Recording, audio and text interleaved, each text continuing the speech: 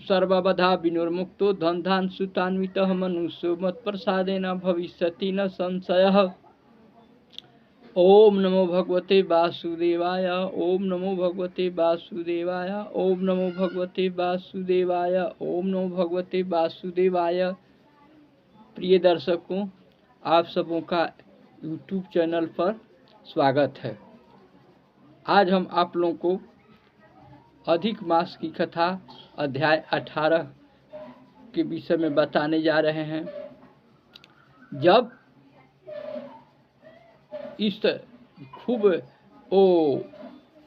बिजली और बादल चमकने लगे, तब जो है वो पूछे, नारद जी ने भगवान से कि हे प्रभु, फिर आगे क्या हुआ दृढ़धानमा का। दृढ़धानमा भी जो है वाल्मीकि जी से पूछा कि जब सुदेव शर्मा का पुत्र मर गया तो आगे की कथा को बढ़ाइए प्रभु, आगे की कथा के बारे में हम सबको बताइए। बोले कि जब पूरा बिजली चमकने लगी, पूरा जो है गड़गड़ाहट होने लगा, बादल जो है झमाझम बरसने लगे, तब उनके इतना करुण स्वर से रो रहे थे सुदेव शर्मा कि उनकी रोने से जो अश्रुपात हुआ, ओ पुत्र शोक का वो शांत नहीं हुआ। 1 मास तक जो है जल बरसते रह गया और उस वक्त वो न 1 महीना तक अन्न खाए न जल पिए, कुछ नहीं किए।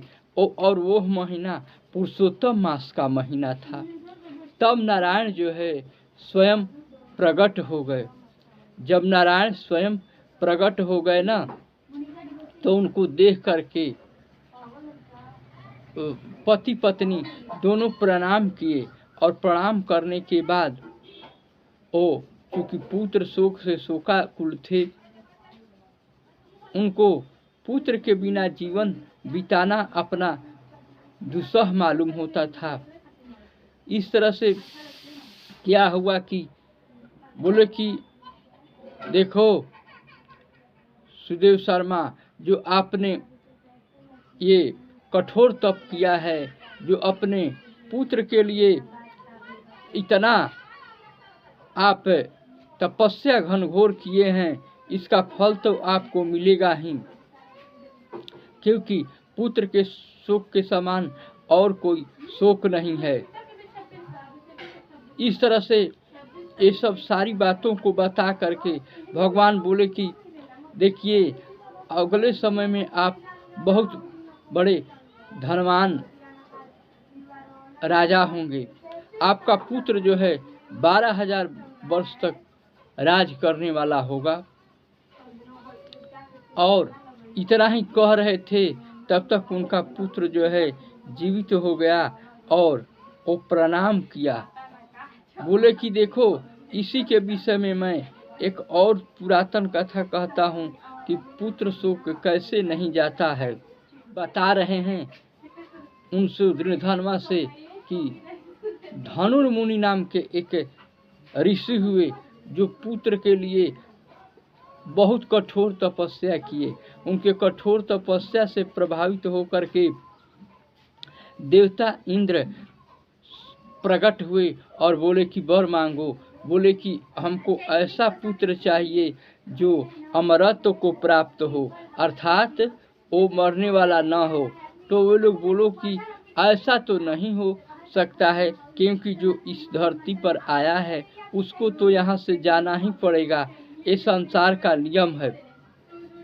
ये बात बता ही रहे थे तो बोले कि ठीक है, इसका कोई और उपाय होगा ना। तो बोले कि हाँ, जब तक ये पृथ्वी जब तक पर्वत रहेंगे ना, तब तक मेरा पुत्र जो है जीवित रहे और पर्वतों में ही उसका जो है प्राण समा जाए। तो बोले कि ठीक है, ऐसा ही होगा। और प्रसन्न मन से रहने लगे और उनको वो पुत्र हुआ। तो इस तरह से उस पुत्र का नाम बड़ा ही सुंदर रखा गया। धूमधाम से वो क्या किया न कि चंचल स्वभाव वाला था, उन्मत्त होकर के रहने लगा कि अब हमको कौन मारेगा, हम तो देवताओं से वरदान प्राप्त किए हुए हैं। एक दिन की बात है कि महिष मुनि शालिग्राम भगवान का पूजा कर रहे थे। तब तक वो क्या किया कि अपने वो स्वभाव चंचलता बस आकर के शालिग्राम का जो पत्थर था, एक कुएं जो है जल से लबालब भरा हुआ था, उसी में शालिग्राम को फेंक दिया। तब महिष मुनि क्रोधित हो गए और क्रोधित होकर के उसको श्राप दे दिए कि जाओ, तुम जो है जल्दी मृत्यु को प्राप्त हो जाओ। इतना कहने के बाद भी जब वो मृत्यु को नहीं प्राप्त हुआ तो वो ध्यान लगाकर सोचने लगे कि आखिर क्या बात है कि यह मृत्यु को प्राप्त नहीं हुआ। तो देखे कि अरे यह तो पुत्र निमित्त मात्र है, इसको तो अमरत्व का वरदान मिला हुआ है। तो तब गर्म सांस लेकर के वो महिष मुनि जो है अपना श्वास को छोड़े न, तो हजारों जो है महिष पैदा हो गए और जा कर के पर्वत से टकराए। जब पर्वत से टकराए तो पर्वत जो है टुकड़े टुकड़े में विभाजित होकर के गिर पड़ा। और जब जैसे ही वो पर्वत टुकड़े टुकड़े में विभाजित होकर के गिर पड़ा, वो पुत्र जो है धनुर्मुनि का पुत्र मर गया। तो इधर आकर के बता रहे हैं भगवान की, हे सुदेव शर्मा, तूने अनजाने में ही इतना पुत्र के लिए रोदन किया है। वह महीना जो है पुरुषोत्तम मास का महीना था, जो है उसके पुण्य प्रभाव से तुम अगले जन्म में जो है दृढ़धर्मा नाम के चक्रवर्ती राजा होंगे। और ये तुम्हारी गौतमी जो पत्नी है ना, ये तुम्हारी पटरानी होगी। दोनों जो है स्वर्गलोक में हजारों वर्षों तक सुख भोग करके फिर पृथ्वी पर आकर के राज कीजिएगा। तब जब आप बहुत ज़्यादा सांसारिक सुख में फंस जाएंगे, तब एक दिन आप ही का पुत्र जो है ये सुगा का रूप धर करके आप जब जंगल में बैठे रहेंगे तो आपको बार बार पेड़ों पर बैठ करके बैराग की बात को सुनाएगा, जिससे आप इसके वचनों से शोक संतप्त हो जाएंगे और घर पर आकर इसको सारा राजपाट को छोड़ करके आप सन्यास के लिए चल पड़ेंगे।